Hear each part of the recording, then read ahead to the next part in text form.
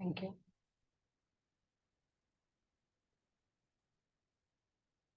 हमारे time management, जैसे stress को मैनेज करना है, स्ट्रेस को कम करना है, तो सब लोग यही बोलते हैं, अरे टाइम ही नहीं है, टाइम नहीं है ना।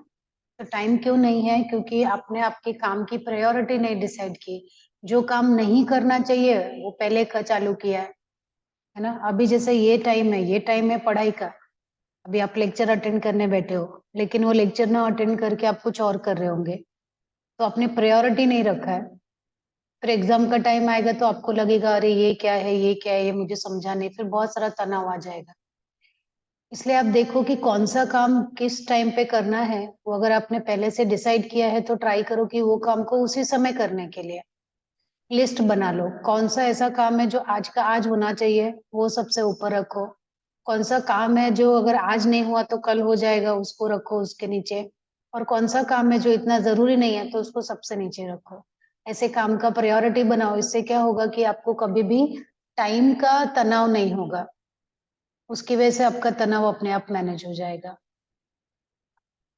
Cut out time wasting. आप अगर अपना टाइम वेस्ट करते हो तो उसको कम करो।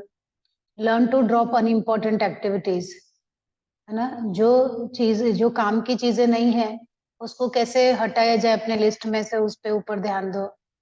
से नो और डिलीगेट। अगर आपको ऐसा लगता है कि जो काम आपको मिला है के काम का नहीं है, या आपको करने से उसको कुछ फायदा नहीं होने वाला है, ऐसे काम को नो बोलो। या आपके पास ऑलरेडी काम है, कोई और आपको दे रहा है, तो उसको ना करना भी सीखो कि नहीं, मेरे पास बहुत है, मैं ये नहीं कर सकती। Ask for help when if necessary. और जब भी आपको लगे कि मैं ये काम अकेले नहीं कर सकती, बहुत सारा काम है, तो आपको दूसरों से हेल्प मांगनी चाहिए। ठीक है, तो इस तरह से आप अपना तनाव कम कर सकते हो। Time is precious. It is almost like holding a horse rein. When they are in your hand, you can control them. ना, टाइम क्या है? टाइम बहुत ही मूल्यवान है। समय बहुत मूल्यवान है। अगर आपके हाथ में है, अगर आप उसको अच्छे से पकड़ के रखते हो, तो जैसे घोड़े की लगाम पकड़ के रखते हैं, तो हमें ऐसा पूरा कंट्रोल जैसा लगता है कि हाँ, घोड़े की लगाम मेरे हाथ में है तो घोड़ा इधर उधर जाएगा नहीं, बिल्कुल मुझे जैसा चाहिए वैसे जाएगा।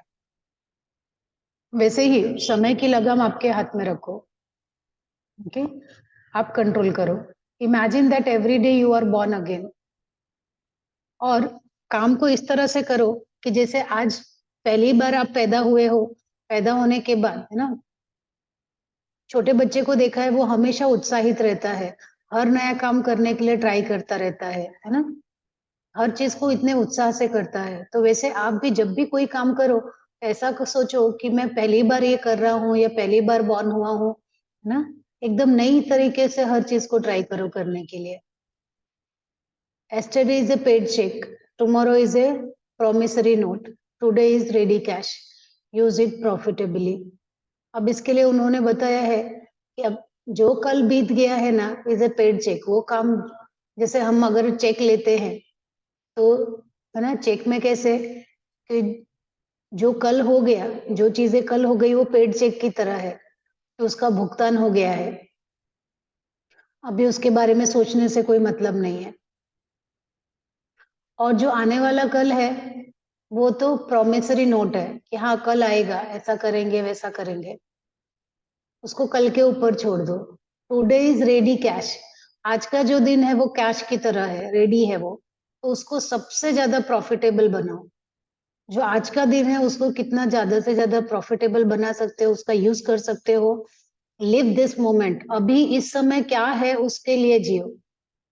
हम लोग क्या करते हैं, अभी जो लेक्चर सुनने का समय है ना, तो हम कुछ और काम कर रहे हैं। जब कुछ और काम करने का समय होगा तब हम लेक्चर सुनेंगे। जब सोने का समय है तब हम कुछ ऐसा करेंगे जो जागने का है। जब सवेरे जागने का समय आएगा तब हम सोने लगते हैं। तो इसकी वजह से सब उल्टा पुल्टा हो जाता है। इस समय जो चीज चल रही है सिर्फ उस पे ध्यान दो। उससे क्या होगा कि आप अपना बहुत सारा समय भी बचा लेंगे, टाइम बचा लेंगे, पैसा बचा लेंगे, तनाव बचा लेंगे। हॉबी, अगर आपको तनाव दूर करना है तो relaxation and recreation is also important. आपके कोई शौक होंगे, हॉबी होगी, उसको डेवलप करो। रिलैक्सेशन, अपने शरीर को, मन को ना तनाव रहित रखने के लिए उसको रिलैक्स करने के लिए आपको कुछ चीजें करनी चाहिए, कुछ नया करो। Okay, the most relaxing and recreating force are healthy and religious attitudes, good sleep, yoga, music and laughter. अगर आपको रिलैक्सेशन करना है, रिक्रिएशन करना है, अपने अंदर नई ऊर्जा का संचार करना है, तो उसके लिए सबसे अच्छा होता है कि हमेशा पॉजिटिव एटीट्यूड रखो, हेल्दी और रिलीजियस एटीट्यूड, पॉजिटिव एटीट्यूड रखो, हमेशा फेथ रखो, अच्छी नींद लो। अच्छी नींद लेने के लिए क्या करना होगा, टाइम वेस्ट करना बंद करो, आपको अच्छी नींद के लिए समय मिल जाएगा। योगा करो, म्यूजिक सुनो, है ना, दोस्तों के साथ हंसी मजाक करो, तो ये सब चीजें आपको वैसे ही रिलैक्स कर देंगी, नई ऊर्जा लाएंगी आपके अंदर। You should have faith in your own religion. और आपको है ना, आप जो भी धर्म का पालन करते हो, जो भी रिलीजन फॉलो करते हो, उस रिलीजन को अच्छी तरह से उसके ऊपर फेथ रखो, क्योंकि हर रिलीजन में यही सिखाते हैं। कोई भी धर्म आपको झगड़ा करना, निगेटिविटी बातें करना नहीं सिखाता है, नकारात्मक सोचना नहीं सिखाता है। हर एक धर्म आपको खुशी देता है ना, आपको खुशहाल जिंदगी जीने के बारे में बताता है, आपके अंदर पॉजिटिविटी लाता है, आपके अंदर धैर्य लाता है, आपके अंदर ना श्रद्धा का भाव लाता है। तो जो भी आपका रिलीजन है, जो भी धर्म के हो, उस धर्म को अच्छी तरह से पालन करो, उसमें श्रद्धा रखो, उसमें विश्वास रखो, और उसको फॉलो फॉलो फॉलो करोगे तो अपने आप आपका तनाव दूर हो जाएगा। Learn to sleep well, love good music and see the fun side of life. सीखो कि अच्छा सोते कैसे हैं, क्योंकि हमारे यहाँ पे क्वालिटी लाइफ होती नहीं है। क्वालिटी लाइफ कैसे हम कर सकते हैं, जैसे अगर आप रात को 12 बजे सोते हो, सुबह 8 बजे उठते हो, वो क्वालिटी लाइफ नहीं है, क्वालिटी स्लीप नहीं है। क्वालिटी स्लीप आपको कब मिलती है ना, रात को, जब आपका खाने और सोने के बीच में 2 घंटे का गैप रखो, उससे क्या होगा, आपका डाइजेशन हो जाएगा, तो आपको नींद अच्छी आएगी। और जब आप सोने जाते हो, तो सोने के लिए आपका जो बॉडी है ना, उसका साइकिल होता है, आपके बॉडी में हॉर्मोन्स होते हैं, मालूम है किसी को, हॉर्मोन्स रिलीज होते हैं, मालूम है। हम्म, तो हर एक हॉर्मोन्स रिलीज होने का एक टाइम होता है। जैसे पीरियड आने वाला है तो उसके लिए अलग हार्मोन्स आएंगे, अगर प्रेग्नेंट हो गई तो फिर दूसरे हॉर्मोन्स रिलीज होंगे, गुस्सा आता है उसके लिए अलग हार्मोन्स है, जब आपको डाइजेशन पाचन करना है तो उसके लिए अलग हॉर्मोन्स आता है। तो आपके शरीर के अंदर जो हॉर्मोन्स है ना, वो हॉर्मोन्स का हमेशा निकलने का टाइम होता है। जैसे जब आप खाना खाते हो, खाना खाने के बाद डाइजेस्टिव हॉर्मोन्स रिलीज होते हैं। डाइजेस्टिव हॉर्मोन्स रिलीज होना मतलब अभी खाना पचने का टाइम है। और ये हमारा पूरा शरीर सूरज के साथ चलता है, सूरज का जो चक्र है ना, उसके हिसाब से चलता है। जब सूरज उगता है तब हमारा डाइजेशन ज्यादा रहता है, पाचन शक्ति ज्यादा रहती है। जब सूरज डूबने लगता है तब हमारी पाचन क्षमता कम हो जाती है। तो अगर सूरज जो है 6 बजे, 6:30 बजे डूब रहा है, तो आपको खाना जो है वो सूरज के डूबने तक खा लेना है, क्योंकि उसके बाद आपकी पाचन शक्ति धीरे धीरे कम होने वाली है। और आपका डाइजेस्टिव हॉर्मोन्स जो है वो ना 8 बजे 9 बजे तक अच्छे से रिलीज होता है। तो अगर आपने 8 बजे 9 बजे खाना खा लिया, तो उस समय डाइजेस्टिव हॉर्मोन्स आ गए, तो वो भोजन को पचाना चालू करेंगे। लेकिन अगर उसके बाद आप खाते हो, है ना, तो क्या होगा, डाइजेस्टिव हॉर्मोन्स नहीं आएगा, क्योंकि उस समय नेचुरली आपके शरीर में क्या, कौन सा हॉर्मोन्स आता है, स्लीप हॉर्मोन्स आता है ना। 9 बजे के बाद, 10 बजे के बाद स्लीप हॉर्मोन्स आता है। अब स्लीप हॉर्मोन्स आएगा मतलब वो क्या बोलेगा, आपके शरीर को सोना है। नेचुरली हमारे शरीर को सो जाना है 9-10 बजे तक। लेकिन अगर हम 9-10 बजे खाना खाएंगे, तो कौन सा हॉर्मोन्स छोड़ेगा, है ना, नेचर से, आपको प्रकृति से, नेचर से जो मिला हुआ है कि इस समय डाइजेशन का होना चाहिए और इस समय सोने वाला होना चाहिए। लेकिन अगर आप सोने के टाइम पे खा रहे हो, तो वो उस समय आपका जो हॉर्मोन्स है कंफ्यूज हो जाता है कि अरे अभी तो मेरा टाइम था स्लीपिंग हॉर्मोन्स का, लेकिन इस समय डाइजेस्टिव खाना खा लिया अभी, तो मैं डाइजेस्टिव वाला रिलीज करूं कि स्लीपिंग वाला रिलीज करूं। समझ में आ रहा है सबको? यस मैम, आ रहा है। हम्म। गोपाल कृष्णा जी, कल्पना जी, आप भी कुछ बताएंगे? पूनम जी, आ रहा है समझ में आपको? हाँ, मैं कुछ फास्ट जा रही हूँ या कोई शब्द समझ नहीं आ रहा है तो पूछिए, क्योंकि मुझे ऐसे कुछ पता नहीं चल रहा है कि आपको है समझ आ रहा है कि नहीं आ रहा है। ठीक है, चलो मैं बताती जाती हूँ, जहां आपको लगेगा मुझे पूछ लेना।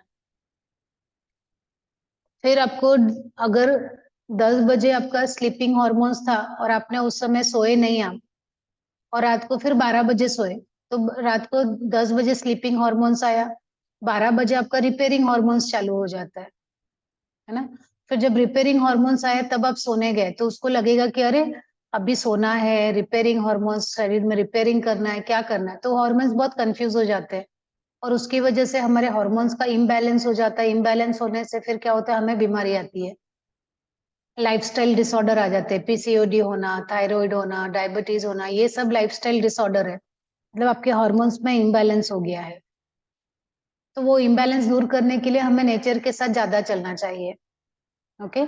अगर अच्छी नींद लेनी है तो खाना जल्दी खाओ, 8 बजे 9 बजे तक खाना खा लो, और 10 बजे के पहले सो जाओ, ताकि आपका बॉडी है जो, उसको स्लीपिंग हॉर्मोन्स भी मिले, रिपेयरिंग हॉर्मोन्स भी मिले, और बाद में कंप्लीट रेस्ट भी हो जाए, और सुबह आराम से 6 बजे आपकी नींद खुल जाएगी सूरज के जागने तक। ओके, इस तरह से आप हेल्दी लाइफस्टाइल रख सकते हो, और 8 घंटे की आपको भरपूर नींद भी मिलेगी। अभी कोई बोलेगा अरे मुझे टाइम में नहीं मिलता, टाइम नहीं मिलता, तो आप देखो कि टाइम कहाँ पे आपका टाइम वेस्ट हो रहा है। ओके, और उसको ठीक करो। जो चीजें आपके लिए लाइफ में इंपॉर्टेंट नहीं है, अननेसेसरी है, उनको निकाल दो, है ना। तो अच्छा सो, अच्छा म्यूजिक सुनो, और अपनी जिंदगी के अच्छे पहलू को देखो। बहुत सारे लोग होते हैं ना, जो जिंदगी में हर समय रोना रोते रहते हैं, मेरे साथ ये बुरा है, मेरे साथ ये बुरा है, मेरे साथ ये बुरा है ना। हमेशा सब कुछ बुरा ही नहीं है, आपकी जिंदगी में बहुत चीजें अच्छी है, आपकी फैमिली है, आपके फ्रेंड्स है, आपके पास जॉब है ना। आप घूमने जा सकते हो, आप सुन सकते हो, म्यूजिक सुन सकते हो, ये सब जो अच्छी चीजें हैं आपके पास, उसके साइड देखो। प्रेयर, फ्रेशली कुक्ड मिताहार विथ 6 टेस्ट, है ना। और रोज प्रार्थना करना सीखो, प्रेयर करो, है ना। ये आपके अंदर पॉजिटिविटी लाता है। और है ना, जो ताजा बना हुआ खाना है उसको खाओ, सात्विक फूड खाओ। और मिताहार, जो हमारे 6 टेस्ट है ना, तिक्त है, कटु है, लवण है, मीठा है ना, तीखा है, ऐसे जो टेस्ट है, सभी टेस्ट आप ट्राई करो। ओके। और ताजा बना हुआ खाना ही ट्राई ट्राई करो खाने के लिए। योग निद्रा करो, है ना। क्रिएटिव विजुअलाइजेशन करो, आपके जो ड्रीम्स है, आपको जो चाहिए उसको विजुअलाइज करो मन में, उसके बारे में इमेज बनाओ। ओके। और रिलैक्सेशन के लिए परिवार के साथ, फ्रेंड्स के साथ बाहर घूमने जा सकते हो आप। रिक्रिएशन के लिए वन विहार, जल विहार करो। वन विहार करना मतलब जंगल में घूमने जाना, गार्डन में घूमने जाना। तो है ना, हफ्ते में एक दिन गार्डन में घूमने जाओ, जहाँ पे हरियाली है वहां जाओ। महीने में एक दिन कोई जंगल होगा आपके पास, पास नेशनल पार्क होगा, वहां जाओ। साल में एक बार ऐसी जगह पे जाओ, पहाड़ों पे घूमने जाओ जहाँ पे पूरी ग्रीनरी रहे, है ना। तो जो हरियाली है वो आपका तनाव पूरा खींच लेती है, ताजी हवा आपका तनाव खींच लेती है, ये आपके अंदर एक नई ऊर्जा का संचार करेगी। ये हो गया वन विहार। जल विहार क्या है, पानी, पानी के नजदीक जाओ। जैसे अगर आपको तनाव है तो मुंह धो लो, स्नान कर लो, ये भी तनाव दूर करता है। और हफ्ते में एक दिन समुद्र के किनारे, नदी के किनारे घूमने जाओ जहाँ बहुत सारा पानी हो, वो भी आपका तनाव खींच लेगा, है ना। महीने में या साल भर ऐसी जगह पे जाओ एक बार, जहाँ पे है ना 3 4 दिन, एक हफ्ता नदी के किनारे, समुद्र के किनारे बिता के आओ। नहीं होगा तो हफ्ते में या महीने में एक बार जाओ। तो ये आपके शरीर को, मन को ताजा रखते हैं, और आपके तनाव को भी दूर करते हैं,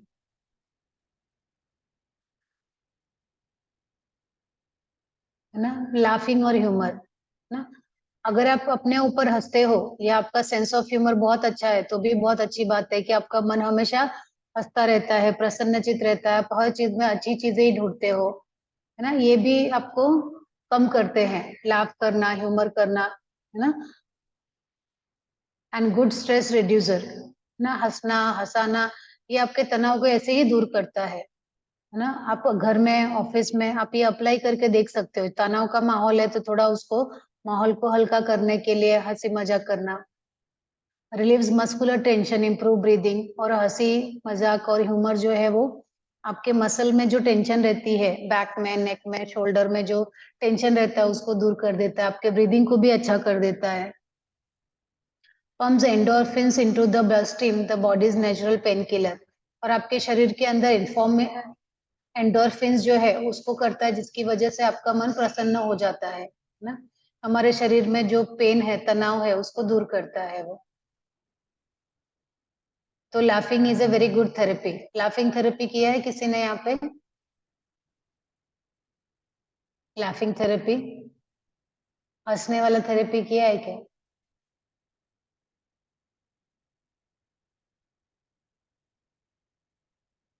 पूनम जी अभी आप ही बैठे हो, आप ही बोल दो। किया है कभी? हंसते हो कि नहीं घर पे? हास्य प्रयोग करते हैं हम। कहाँ पे करते हो? तो जब थोड़ी पूजा खत्म होने के बाद क्लॅप हम्म, करके ओम ओम ओम ओम ओम ओम ओम ओम ओम ओम ओम ओम करायचं, म्हणजे ओमचा उच्चार करायचा जोपर्यंत आपण करू शकतो तोपर्यंत. वाटलं अच्छा। तर मी करते. असं ओम ओम ओम ओम ओम ओम ओम ओम ओम ओम ओम ओम हा हा हा हा हम्म, असे प्रयोग करायचे. अच्छा, वेरी गुड, ये भी अच्छी टेक्निक है। और और उसके अलावा और भी टेक्निक कर सकते हो आप योगा क्लास के लास्ट में ना। आपकी एक दूसरे की आंखों में देखो, है ना। और एक दूसरे को देखते हुए सिम्हा मुद्रा करना, है ना, या फिर जीवा बंद करना। ऐसे एक दूसरे को देख के करेंगे ना 2 राउंड 3 राउंड, तो अपने आप हंसी आने लगती है ना। या तो फिर कोई सिचुएशन देना, जैसे कि आपको आपके फ्रेंड की कोई सीक्रेट बात पता चल गई है। आपका कोई फ्रेंड है, उसका बहुत अच्छा सीक्रेट था जो आपको पता चल गया। फिर आप उसको मिलते हो तो कैसे बोलते हो?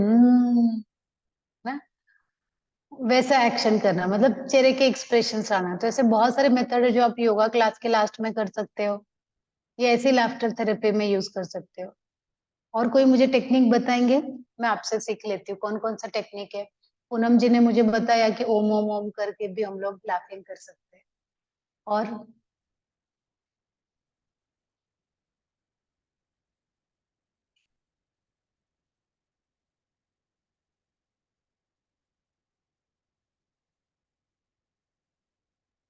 और कोई नहीं बताने? सचिन जी, आप बताएंगे? मैम बहुत से लोग बच्चों की तरह आवाज, छोटे बच्चों की तरह आवाज वगैरह निकाल के लाफिंग करते हैं। ये कैसे? मैंने नारायण धाम पुणे के वहां पे देखा था। अच्छा अच्छा। आप थोड़ा करके दिखाएंगे क्या सर? तो बिना की यही हंसी आ रही है। तो इसीलिए तो अच्छा है ना सर, हम लोग थोड़ा यहाँ पे भी लाफिंग करते हैं,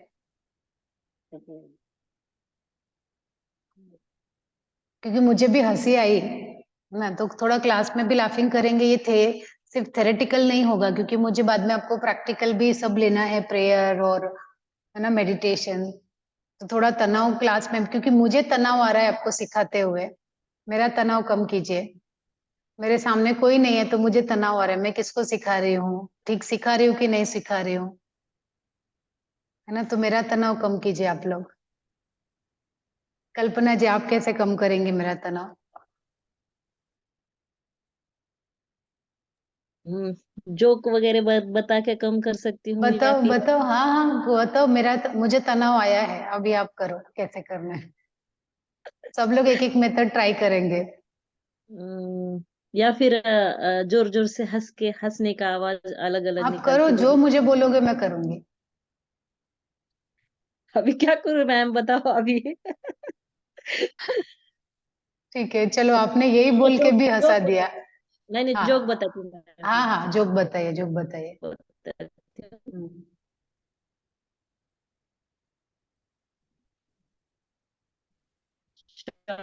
हम्म, मराठी में बताओ मैम। हाँ चलेगा, लेकिन आपका है ना, मुझे लगता है आवाज सुनाई नहीं दे रहा है ठीक से, बीच में ब्रेक हो रहा है। तो वीडियो बंद करके हेलो, एक बार मराठी में सुनो। बताओ या हिंदी में? हेलो। जिसमें भी आप बताओगे चलेगा, नहीं समझा तो मैं फिर से पूछ लूंगी आपको। एकदा असंच दोघी मैत्रिणी असतात. आणि मग पार्लर मध्ये जातात आणि मग त्याच्यामध्ये एक जण म्हणते मग तिला फक्त ते एका मैत्रिणीला किंवा एका लेडीजला फक्त 3च केस असतात, 3च फक्त बाल, 3 ही बाल रहते ओनली. तो वो बोलती कि मेरा हेयर स्टाइल बनाओ, तो पार्लर वाली बोलती क्या बनाओ, तो फिर वो बोली एक चोटी बनाओ. तो ठीक है बोली, चोटी बनाते वक्त एक बाल टूट जाता है, सिर्फ 2 बाल रहते हैं. फिर बाद में वो बोलती है 2 बालों का अभी क्या बनाऊं, तो बोलती है उसको अम्बाड़ा बनाओ 2 बालों का. ठीक है बोलती 2 बालों का अम्बाड़ा बनाते हैं. तो 2 बाल बनाते भी एक बाल फिर से टूट जाता है. तो फिर अभी अभी क्या करने का, अभी क्या कौन से हेयर स्टाइल करते. तो वो बोलती है कि नहीं अभी जाने दो, मैं खुले ही छोड़ देती हूँ बालों को. हो गया मैम. चलो, नहीं अच्छा था, अच्छा था, अच्छा था। बहुत अच्छा था। हाँ, मुझे थैंक भी यू। बहुत हंसी आई। थैंक यू सचिन सर, अभी आप हंसाइए, मेरा तनाव, मुझे तनाव है और लाफ्टर थेरेपी करके आपको मेरा तनाव कम करना है।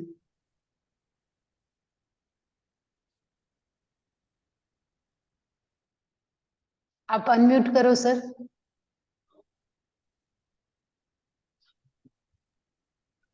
हाँ, जोक सुनो क्या मैम? कुछ भी, आपको कोई थेरेपी आती रहेगी वो थेरेपी से कर सकते हो, जोक सुना सकते हो, जो आपको ठीक लगे। आपकी क्लास में स्टूडेंट है, उनको तनाव है बहुत और आपको तनाव दूर करना है, उनको हंसाना है, तो ऐसे ही मुझे तनाव आया है आपको सिखाते हुए ना, तो उसको कैसे दूर करेंगे? हाँ, क्योंकि अभी मुझे जोक भी याद कंफर्टेबल नहीं आ नहीं, रहा है। मुझे ऐसा लग रहा है कि मैं ठीक सिखा रही हूँ कि नहीं, मुझे खुद के ऊपर डाउट आ रहा है, उसकी वजह से मुझे बहुत टेंशन आ रहा है, तो क्या करोगे नहीं नहीं, अच्छा पढ़ा, अच्छा अच्छा सिखा रहे हैं मैम आप। आप? हाँ, ये तो पॉजिटिविटी हुआ, आप मेरे अंदर पॉजिटिविटी डाल रहे हैं, लेकिन मुझे ऐसा है, मुझे हंसा के मेरा तनाव दूर कीजिए आप।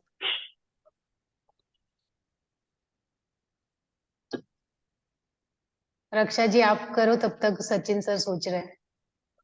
हाँ, सोचते मैं हंसती हूँ, सब देखकर ही हंसता हूँ। ठीक है, आप ऐसे ही हंसना चालू करो, फिर हम लोग हंसते यही सबसे अच्छी हैं। थेरेपी। नहीं, अच्छा है, आप स्माइल करते रहोगे, आप हंसते रहोगे तो सामने वाला हंसता हाँ, है। ठीक है, वही। चलेगा। चलो, अभी है ना, थोड़ा सा मेरा तनाव कम हुआ है, क्योंकि आप लोगों के जो चेहरे थे स्माइल वाले, वो देख के मुझे थोड़ा अच्छा लगा कि आप मुझे पहचानते हैं, है ना, कि ये टीचर है, क्लास में आती है रोज और कुछ तो बोलती रहती है ना, तो उतना भी आपने समझा, तो मुझे लग रहा है कि ठीक है, मैं सिखा रही हूँ। चलो, थैंक यू मेरा तनाव दूर करने के लिए। अभी हम लोग आगे बढ़ते हैं। ठीक? तो लाफिंग थेरेपी करके भी हम बहुत सारा तनाव दूर कर सकते हैं, मसल टेंशन दूर कर सकते हैं। Now overcome the fear of death. Okay, we all know that one day we have to leave this world, still we are afraid of death. We think that our spouse and children will be unable to withstand our loss, but the truth is that no one is going to die for you. They may be depressed for some time. Time heals everything and they will carry on. Remember, no one leave this world alive. कितनी सही बात बताइए। आपके अंदर fear of death है क्या? अभिनिवेश है क्या सबके अंदर? मरने का डर है क्या आपके अंदर? अभी जो बोलेगा नहीं है, ऐसा हो ही नहीं सकता, मरने का डर तो सभी को होता है ना? और जैसे जैसे एज है ना 40-50 के ऊपर हो जाती है ना, और हमारे आसपास के लोग जाने लगते हैं, तभी हमें ऐसा लगता है अरे मेरा भी एक समय आएगा, फिर मेरा बच्चा कैसे रहेगा ना, मेरे पति कैसे रहेंगे, मेरे घर वाले कैसे रहेंगे, उनकी कौन देखभाल करेगा, ऐसे सब हम लोग सोचते रहते हैं। वो सोच के भी तनाव ही लेते हैं, भी क्या होने वाला, कब होने वाला वो मालूम नहीं, लेकिन हमारे बच्चों के भविष्य को लेके, घर वालों को लेके, या कुछ ऐसे ही अपने बारे में सोचते हम तनाव में आ जाते हैं। जबकि सबको मालूम है कि दुनिया में हर कोई मरता है, हर कोई जाता है, कोई जिंदा होके यहाँ से गया है क्या? कोई जीवित गया नहीं है, सभी लोग मर के ही गए हैं। और किसी के जाने से दुनिया रुकी है क्या? कैसे स्टॉप हो गया? सब स्टॉप हो गया, नहीं रुकी। कभी नहीं रुकी, है ना? जिसको ऐसा लगते हैं, बड़े बड़े राजा महाराजा पुरोहित सब कितने बड़े बड़े लोग थे, उनको लगता था अरे मैं पूरे विश्व का राजा हूँ, पूरे देश का राजा हूँ, है ना, मैं नहीं रहूंगा तो ये चलेगा ही नहीं राज्य। ऐसे ऐसे लोग चले गए, लेकिन सब दुनिया वैसे की वैसी ही चल रही है। तो अगर आप चले भी गए तो क्या हो जाएगा? हर एक के पास उतनी कैपेसिटी होती है, हर एक के पास उतनी हिम्मत होती है कि वो अपनी लाइफ को जी सके। मतलब हमें ऐसा नहीं सोचना चाहिए कि हम हैं इसके लिए हमारी दुनिया चल रही है। सब अपने अपने लिए आते हैं, सब अपने अपने हिसाब से काम करते हैं, और सबका एक भविष्य होता है, सबकी एक किस्मत होती है। आप रहोगे नहीं रहोगे तो भी वो चलेंगे, आगे बढ़ेंगे वो। आप जाओगे तो थोड़े दिन के लिए उदास होंगे, थोड़े दिन आपकी कमी महसूस होगी, थोड़े दिन आपके लिए रोएंगे, लेकिन फिर सभी लोग आगे बढ़ जाएंगे। सही बात है कि नहीं? सही बात है। हम्म। अभी मैं मुझे ना एक कहानी याद आई है कि एक बार ना, कि हमें फेथ रखना ही चाहिए। एक दो बच्चे हैं और वो माँ के गर्भ में है। अभी कहाँ पे है? गर्भाशय में है अभी वो, माँ के गर्भ में है, छोटे हैं अभी, और उनका 9 मंथ अब कंप्लीट होने वाला है ना, और जुड़वा बच्चे हैं दोनों अंदर।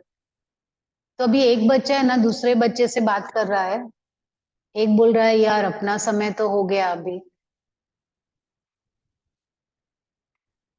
है ना, अभी अपना 9 महीना कंप्लीट हो जाएगा, हम लोग मर जाएंगे, है ना। तो दूसरा बोलता है कि ऐसे क्यों बोल रहा है मर जाएंगे? बोला हाँ, जो यहाँ से बाहर निकलता है, जो यहाँ से जाता है, वो तो मर ही जाता है ना, वो वापस थोड़ी आता है।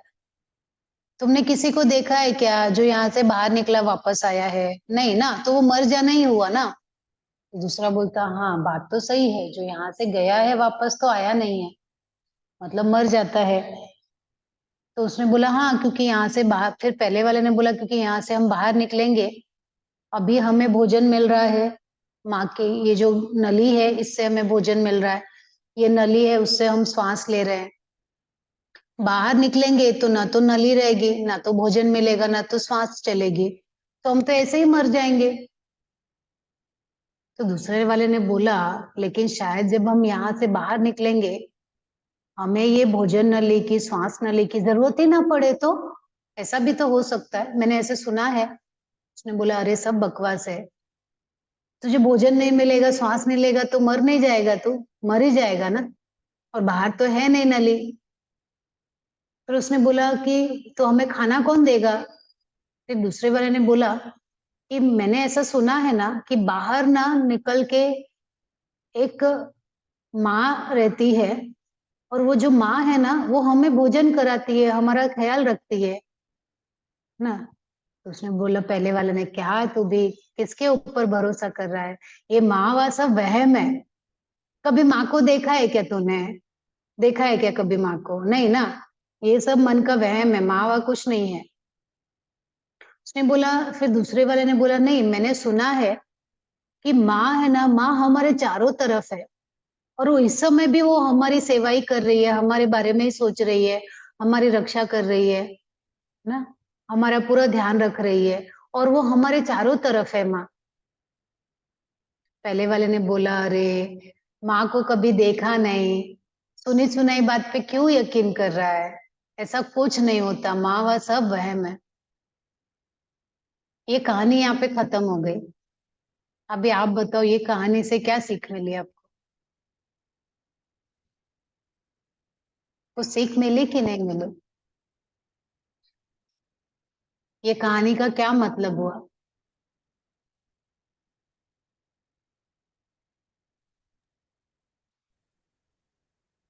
Hello ma'am. सचिन सर, हाँ बी, कल्पना जी बताइए। बिना हाँ सचिन सर बताइए। बिना जाने ही हम किसी निर्णय पे नहीं आना चाहिए।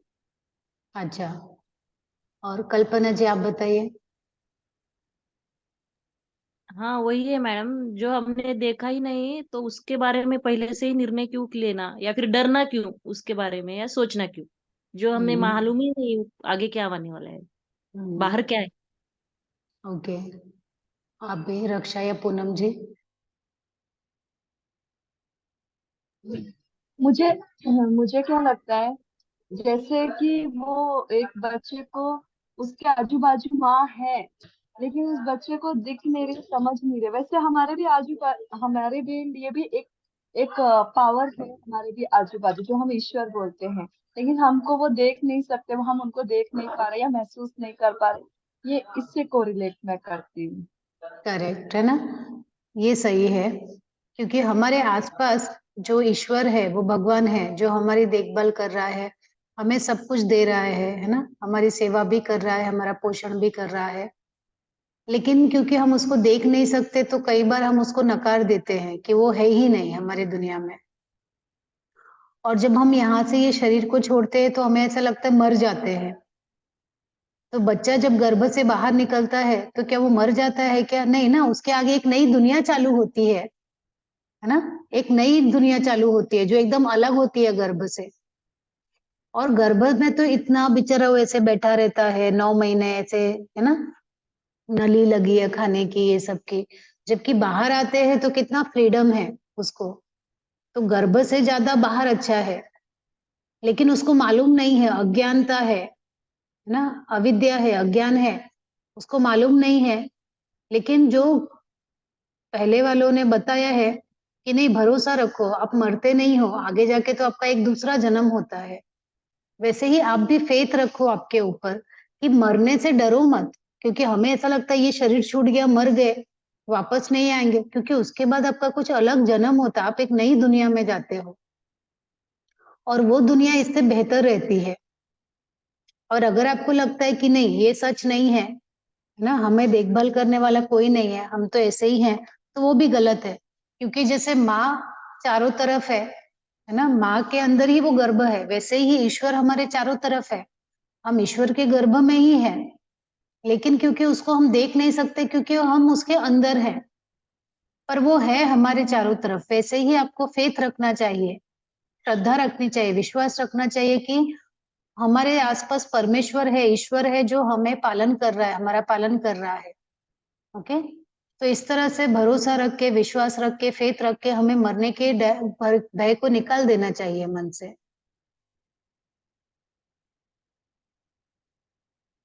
Okay, so overcome the fear of death ना, क्योंकि इस दुनिया में जो आया है वो सभी को जाना ही है एक ना एक दिन, तो मरने से डरना क्यों, है ना।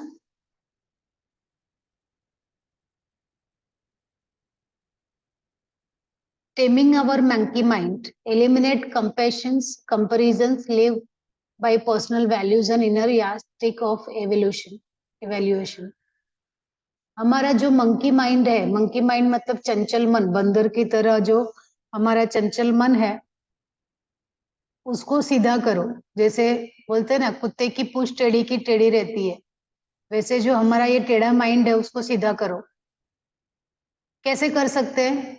कंपैरिजन कम करो, एक दूसरे से तुलना करना बंद करो। मेरा ऐसा है, उसका वैसा है, उसका वैसा है, तो मेरा ऐसा होना चाहिए, उसको इतना मिला, मुझे नहीं मिला। ये जो कंपेयर करते हैं वो बंद कर दो।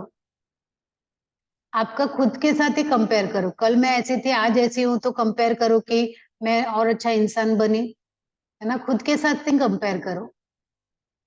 बी मोर ग्रेटफुल, कृतज्ञता व्यक्त करो।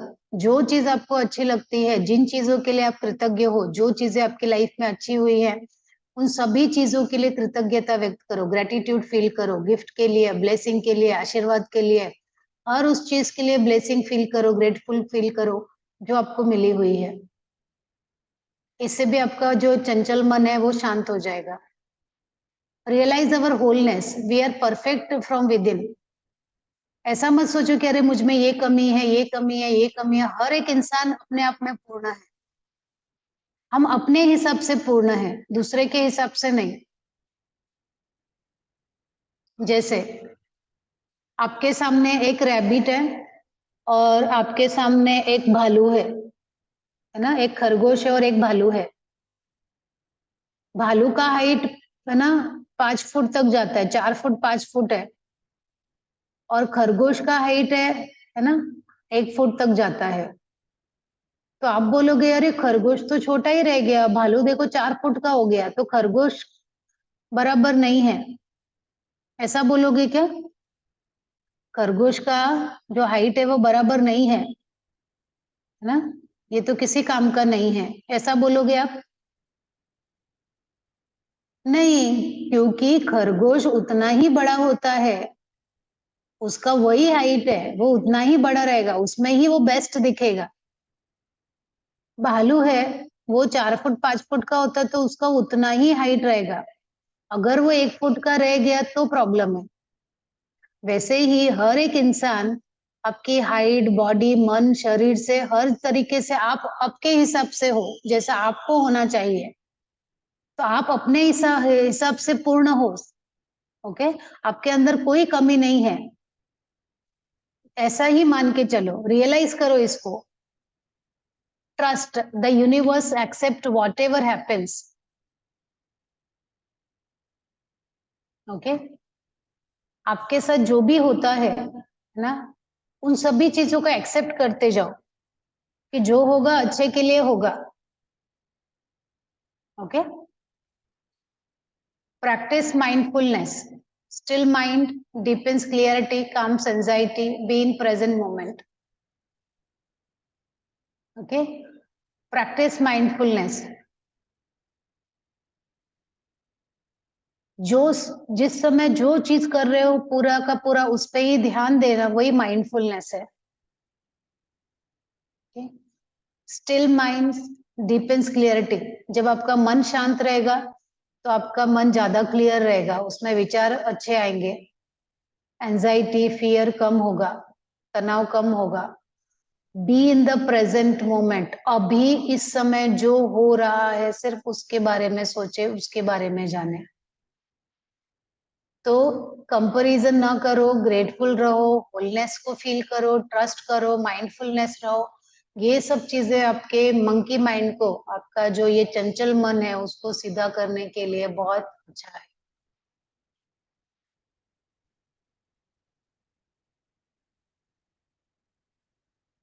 Effect of stress on HPO axis. अब ये जो तनाव है वो हमारे शरीर में कैसे प्रभाव डालता है ना,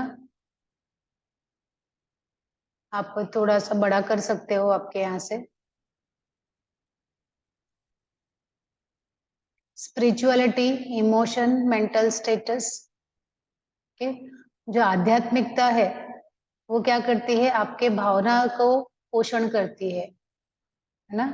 जब आप मंत्र चैंटिंग करते हो, भगवान की पूजा करते हो, मंदिर जाते हो, अपने अंदर विश्वास रखते हो, उससे आपकी भावनाओं का पोषण होता है।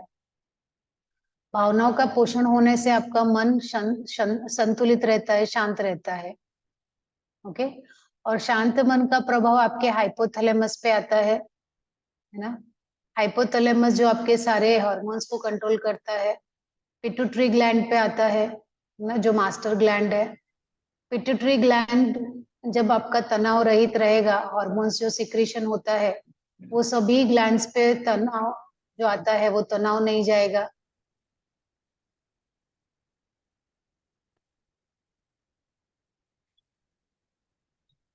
सॉरी,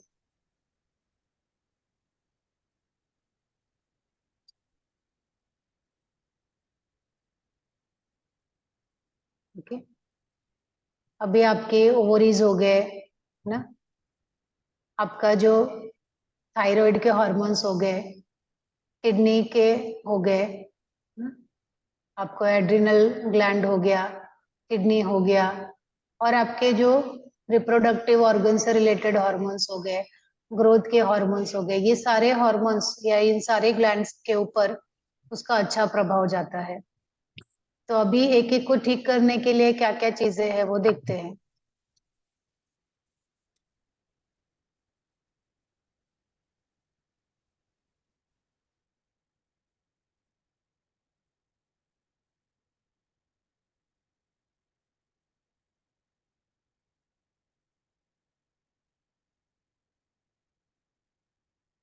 ओके, नाउ स्पिरिचुअलिटी के लिए ना, स्पिरिचुअलिटी के लिए, अपने इमोशन के लिए, मेंटल बैलेंस के लिए आप क्या कर सकते हो, दिव्य साधना कर सकते हो, डिवाइन प्रैक्टिसेस। डिवाइन प्रैक्टिसेस मतलब भक्ति योग कर सकते हो, मंत्र जप कर सकते हो, है ना।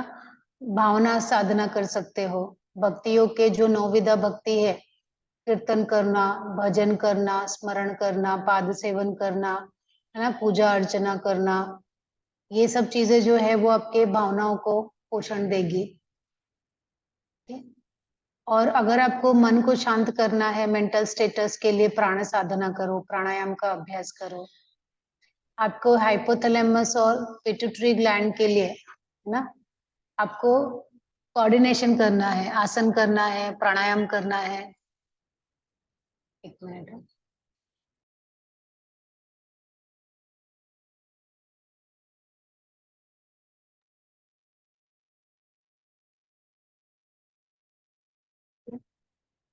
तो हाइपोथैलेमस पिट्यूटरी ग्लैंड के लिए आपको आसन करना, प्राणायाम करना, बैलेंसिंग आसन करना, वो सब इम्पोर्टेंट है। और सारे जो टारगेटेड ऑर्गन्स है, आपके जो ग्लैंड्स हैं ना, उनको आपको करने के लिए आपको देह साधना करनी होगी। देह साधना मतलब फिर से आसन करना, षट क्रिया करना, ना, प्राणायाम प्रैक्टिसेस करना, ये सब आपको सारे ऑर्गन्स पे काम करेगा। तो इस तरह से आपका हाइपोथैलेमस से लेके पिट्यूटरी से लेके आपके जितने हार्मोन्स बैलेंस करेगा, और आपके सारे ग्लैंड्स जो है वो बैलेंस रहेंगे, उनका हार्मोन्स अच्छा रहेगा।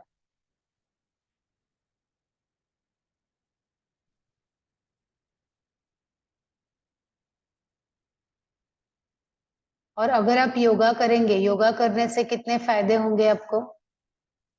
साउंड स्लीप आएगी, अच्छी नींद आएगी, आपके कॉर्टिसोल लेवल को कम करेगा वो, ना, आपके हार्ट रेट को, आपके हृदय को संतुलित रखेगा, उसके स्पंदन को, है ना। अगर किसी प्रकार की आपको मेडिकल समस्या है तो उसको भी कम करेगा, मेडिकली आपको फिट रखेगा। आपको किसी प्रकार की एलर्जी है, अस्थमा है, उसको कम करेगा। ब्लड प्रेशर को कम करके संतुलित रखेगा, आपके हार्ट रेट को नॉर्मल रखेगा, है ना। अगर आप स्मोक करते हो तो उसके स्मोक को कम करवाने में हेल्प करेगा। आपके ड्रिंकिंग, अल्कोहल, दारू पीते हैं तो उसके हैबिट को कम करने में हेल्प करेगा। आपका आध्यात्मिक विकास होगा, आपको सेंस ऑफ वेलबींग लगेगा, मतलब आपको हमेशा अच्छा एहसास होगा कि हाँ मैं फिट हूँ, हेल्दी हूँ, हैप्पीनेस रहेगा, आनंद रहेगा। आपके एंजाइटी को, जो मन में बहुत सारे तनाव आते हैं, टेंशन आता है मसल में, है ना, या हम दांत चबाने लगते हैं, उंगलियां फोड़ने लगते हैं, इस प्रकार से जो एंजाइटी आती है उसको दूर करेगा या कम करेगा। हमारे शरीर में ताकत लाएगी, स्ट्रेंथ लाएगा, फ्लेक्सिबिलिटी लाएगी, हमारी उम्र को, है ना, बढ़ने से रोकेगा। हमारे फेस पे जो तनाव दिखता है वो तनाव को कम करेगा। तो ये सब योगा करने से हमें फायदा मिलेगा। ठीक है? और योगा करेंगे तो क्या होगा, उसका सबसे पहला असर हमारे मस्तिष्क पे होगा, ब्रेन पे, कॉर्टेक्स पे होगा। उसकी वजह से उसका असर हाइपोथैलेमस पे आएगा। हाइपोथैलेमस से हमारा जो बॉडी है वो होमियोस्टेसिस में जाएगा, मतलब सबको बैलेंस करेगा, हमारे ऑटोनोमिक नर्वस सिस्टम को, एंडोक्राइन सिस्टम को, सबको बैलेंस करेगा। मतलब जो चीजें हमारे शरीर में अपने आप चलती है, जैसे हार्ट पंप अपने आप होता है, ब्रीदिंग अपने आप चलती है ना, इन सिस्टम को भी वो ठीक करेगा। साथ में हमारे जो सिस्टम है जिनको हम चलाते हैं, पाचन शक्ति अपने आप होती है, तो इन दोनों सिस्टम को वो अच्छा करेगा योगा प्रैक्टिसेस। अभी योगा प्रैक्टिसेस में कौन कौन सी प्रैक्टिसेस है? सबसे पहली प्रैक्टिस है षट क्रिया। षट क्रिया मतलब क्या? धोती, बस्ती, नेति, नौली, त्राटक एंड कपालभाति, ये 6 शुद्धि क्रिया है जो आपके शरीर को क्लीन करेगा, इंटरनल बॉडी को क्लीन करता है, शरीर को शुद्ध करता है ये। बस्ती, बस्ती क्रिया mastery over emptying reflex. Okay, बस्ती क्रिया मतलब अभी हम उसको मॉडर्न में एनिमा नाम देते हैं। एनिमा मतलब कॉन्स्टिपेशन, आपका मोशन हो जाता है, क्लीन हो जाता है, उसको बस्ती क्रिया बोलते हैं। बस्ती क्रिया करने से क्या होगा कि हमारे रिफ्लेक्स को, मतलब कि जो हमने डाला हुआ है उसको निकाल देना, गंदगी को पूरा निकाल देना। तो सिर्फ शरीर की गंदगी को नहीं निकालता, बल्कि हमारे मन की गंदगी को भी वो निकाल देता है, हमारे अंदर प्रसन्न